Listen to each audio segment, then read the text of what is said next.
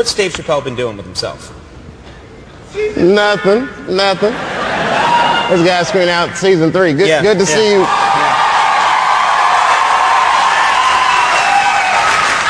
Nice try, Comedy Central. Yeah. That's one of their executives. Yeah. We need the dough. Come on.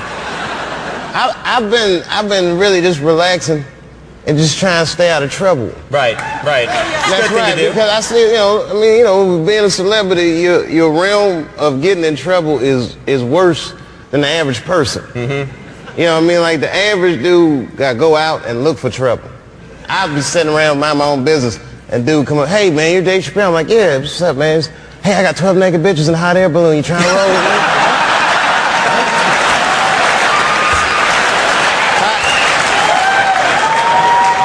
Next time, all right? I need to get out of the house once in a while. That's why I just stay in the house. Yeah. It's funny because like when I come out, everybody screams, but when I go home, it's not like that. When you go home, I mean, that's the thing that's important to remember is that when you go home, it's a different situation, right? Yeah, my kids don't even care. They're like, oh, Mr. Promise is back from the road. Did you forget all them toys you promised us, Mr. Promise? And then my wife's still a little salty at me. She's not happy with you right now? I mean, she's not mad at me, but don't think you're going to walk away from $50 million and your wife's just going to be cool with it.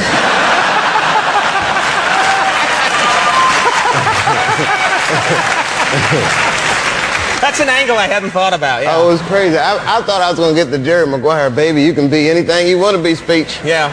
It didn't pan out. No. It was more like Purple Rain around my house. I know what it sounds like when the doves cry. Now, okay, I've known you for a long time. You've been coming on our show for a long time. I've bumped into you in the street sometimes in New York. You're a very normal, down-to-earth guy. You really do seem like you're very unaffected by all this. Do you think that's fair? I'm a little weird, but I'm quirky. Yeah. But yeah, my life is pretty normal. Like I get amazed by this too. I was in LA doing the Grammys. You know, I wear whack clothes. I'm on TV in a t-shirt now. Mm-hmm. So I had to get some clothes for the Grammys. So I went to one of these nice Beverly Hills stores. They had like a restaurant in the store. I never ate soup at a clothing store before. But it was real baller.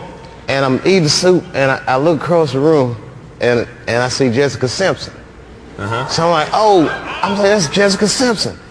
And I was like, oh, wait a minute. I'm famous, baby. So... That's right. You could...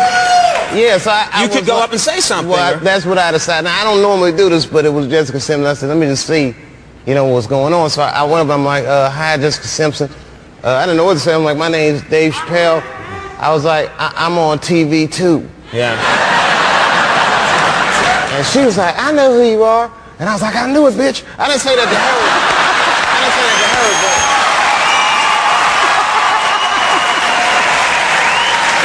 But I got excited. I did. You got excited, yeah. Okay. I was on corn. I was like, well, I'm a big fan of your work, which felt weird saying, because that's not true. But I'm not dogging her music. I don't know her music. I'm talking about the Newlywed Show. You know what I mean? I've been a newlywed. It's nothing like that show. If I made a show about my first year of marriage, it'd be called Bitch, You Tricked Me.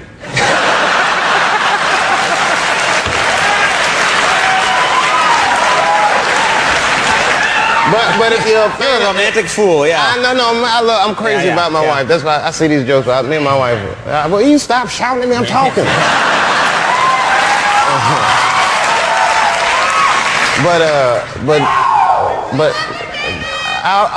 All right, thank you. Yeah. So, there's the end of the story. Yeah.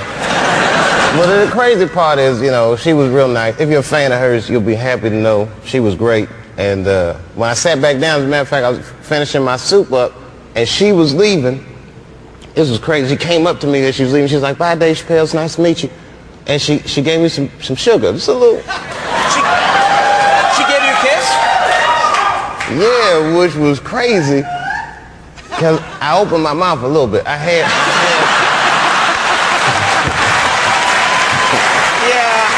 you did what you had to do. I had to. We're going to take a quick break. We'll have more with Dave Chappelle in just a second. Stick around.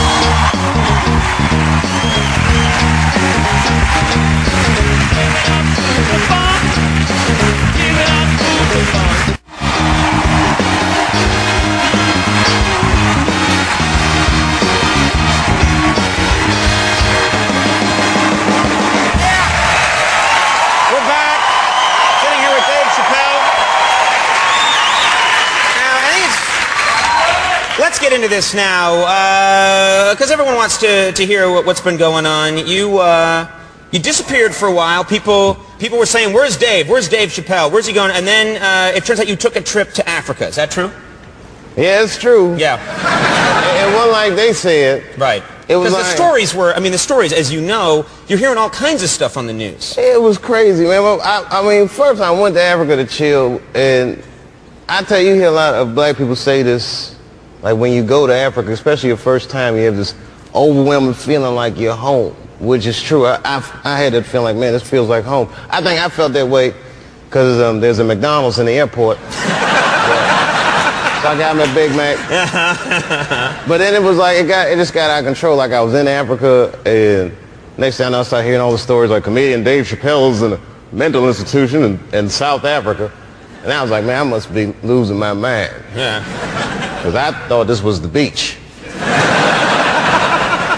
Yeah.